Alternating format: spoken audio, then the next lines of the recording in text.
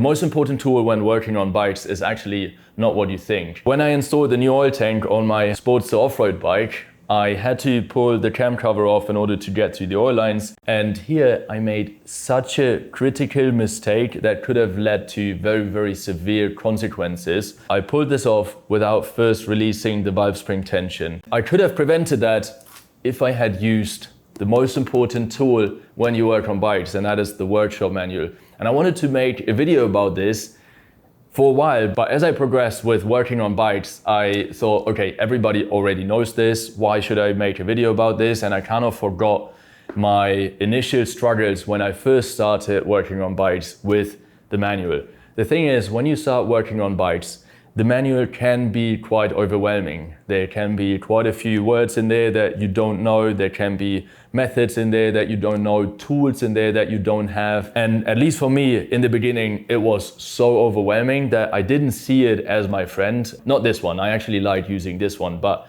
I was a lot younger when I got my first bike from my dad because he wanted to enable me to learn how to ride.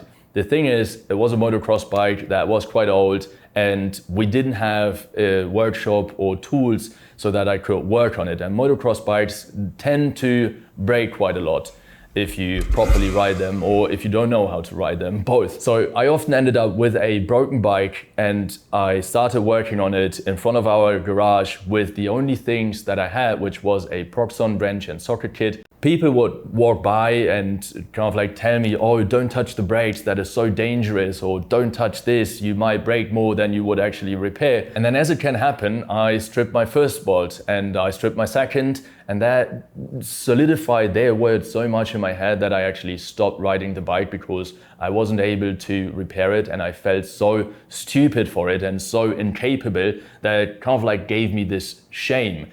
And for years, I carried that around with me, but I didn't touch bikes because I was afraid of breaking stuff. And only after years, I told myself that it can't go on like this. I can't live with this. I want to learn it because I saw other people do it, and I thought it can't be that hard. There must be a way to actually learn it.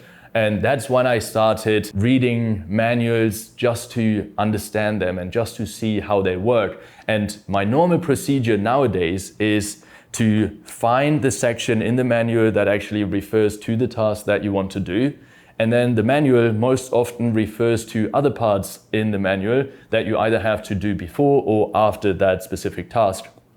And I would then go ahead, take a piece of paper and write all of those tasks down in order. So the first one first with a reference to the page of the manual, then the second, the third, the fourth, so that when I actually work on the bike, I know which section I have to refer to and I can find it very easily, and then I can do the task. The problem with this one was that I wanted to get the task done quickly, and I made the mistake of looking at YouTube videos first, and I found one video where the engine was actually still in the bike and it wasn't on a workbench, completely disassembled. And I thought, okay, this looks like my setup.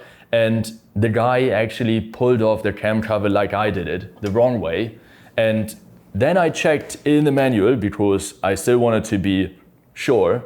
But there were two sections in there, two very small sentences that referred to very big steps that I should have done before. And for some reason, because I had this process in mind and I wanted it to be done quickly, I completely missed them. Like my brain just didn't recognize them. And that is how I ended up in this situation. And if you Google what happens if you pull the cam cover without doing all the other steps before, it's basically like Googling, I have a cough, what could this be? And Google tells you that you will probably die within the next 3 days. Fortunately, the worst thing that could have happened didn't happen, which would have been to crack the case.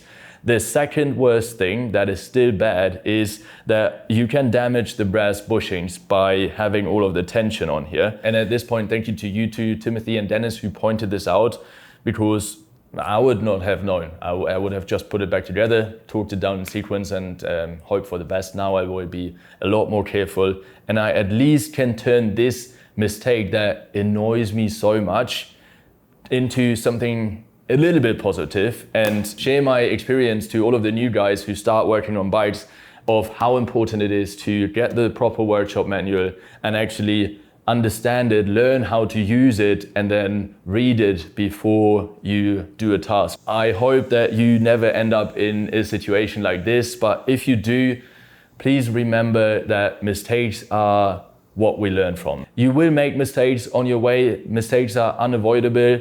They absolutely suck, but don't beat yourself up over them. I was very, very anxious for a few hours and I couldn't really focus on anything because I was so annoyed with myself.